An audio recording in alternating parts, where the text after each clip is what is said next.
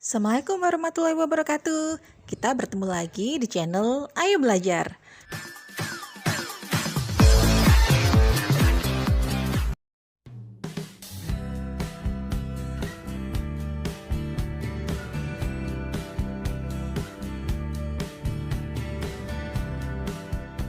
Setiap orang dalam organisasi tentu memiliki tugas dan peran masing-masing.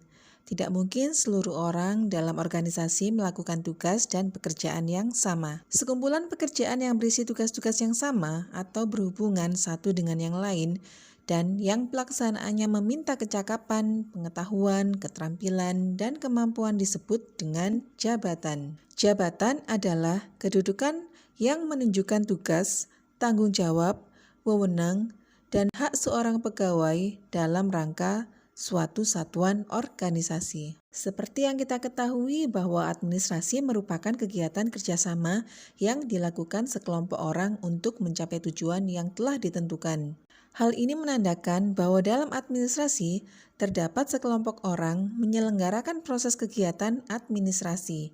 Nah, sekelompok orang tersebut dapat dibedakan berdasarkan tingkat jabatannya sebagai berikut. Bisa kalian lihat dari diagram piramida yang menunjukkan tingkat-tingkat jabatan seseorang. Kita bahas bersama-sama ya. Untuk tingkat yang paling atas disebut sebagai manajemen puncak atau top manajemen.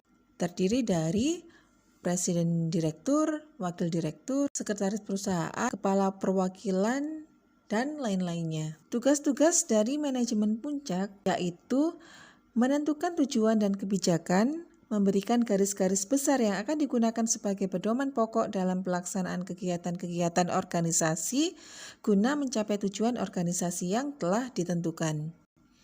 Kemudian tingkat yang bawahnya ada manajemen menengah. Manajemen menengah ini contoh jabatannya seperti kepala departemen, manajer cabang, kepala pengawas, dan sebagainya. Job desk-nya seperti memimpin penyelenggaraan kerja, menggerakkan orang lain, mendaya gunakan segala sumber daya seperti uang, mesin, alat-alat, dan sarana lainnya untuk mencapai tujuan organisasi. Kemudian tingkat di bawahnya lagi ada manajemen lini pertama. Contoh jabatannya seperti supervisor atau mandor. Nah, manajemen lini adalah orang-orang yang karena keahlian dan kecakapannya serta kemampuannya dalam bidang tertentu bertugas sebagai pemikir dan penasehat yang membantu administrator dan manajer tingkat atasnya, yaitu manajemen menengah, dalam kegiatannya untuk mencapai tujuan organisasi. Kemudian yang paling bawah sendiri ada karyawan operasional atau disebut sebagai worker atau pekerja. Contohnya tenaga penjualan, pembukuan, operasional, dan karyawan-karyawan yang lainnya. Nah, di sini worker adalah pekerja yang secara langsung digerakkan oleh manajer untuk bertindak sebagai pelaksana yang akan menyelenggarakan pekerjaan sehingga menghasilkan sesuatu yang diharapkan dalam usaha pencapaian tujuan organisasi yang telah ditetapkan. Pada penjelasan yang tadi, kalian telah memahami tentang tingkat jabatan dalam pekerjaan administrasi. Setiap jabatan akan dijabat oleh orang-orang yang tepat sesuai dengan jabatan tersebut. Untuk dapat menempatkan orang yang sesuai dengan jabatan tersebut, maka perusahaan perlu menguraikan hal-hal terkait jabatan itu sendiri. Penilaian dan penyusunan berbagai informasi secara sistematis yang berkaitan dengan jabatan tersebut disebut analisis jabatan. Melakukan analisis jabatan merupakan hal yang sangat penting dalam pencapaian tujuan organisasi. Kesalahan dalam analisis jabatan akan mengakibatkan kesalahan pula dalam penempatan personil dalam jabatan tersebut. Hal ini tentu dapat mengakibatkan organisasi tidak berjalan sebagaimana mestinya. Berikut adalah analisis jabatan ditinjau dari deskripsi pekerjaan dan spesifikasi jabatannya. Kita mulai dari deskripsi pekerjaan. Yang pertama yaitu identifikasi jabatan yang memuat nama jabatan, bagian, dan nomor kode jabatan dalam suatu perusahaan. Kemudian ada ikhtisar jabatan, yaitu penjelasan singkat mengenai jabatan tersebut. Kemudian Ada penjelasan tugas-tugas yang harus dilaksanakan.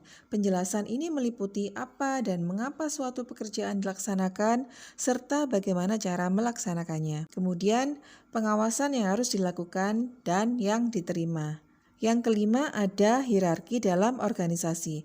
Maksudnya, hubungan dengan jabatan lain dalam hal jalur promosi, aliran, serta prosedur kerja. Ada sarpras, sarana dan prasarana pekerjaan seperti mesin, peralatan, dan bahan-bahan yang diperlukan pada jabatan tersebut.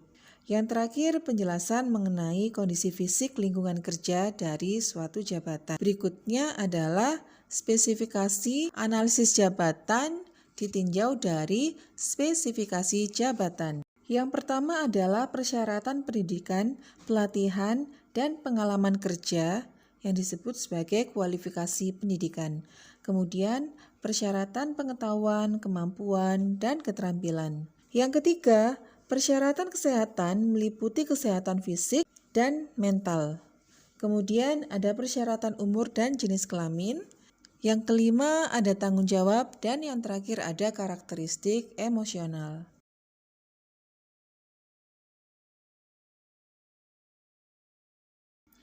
Informasi terperinci mengenai setiap jabatan sangatlah penting, di antaranya untuk merekrut, menyeleksi, dan penempatan tenaga kerja, serta menentukan besarnya upah yang diterima oleh para pekerja. Sekian penjelasan mengenai materi menyusun uraian tugas pada kegiatan administrasi.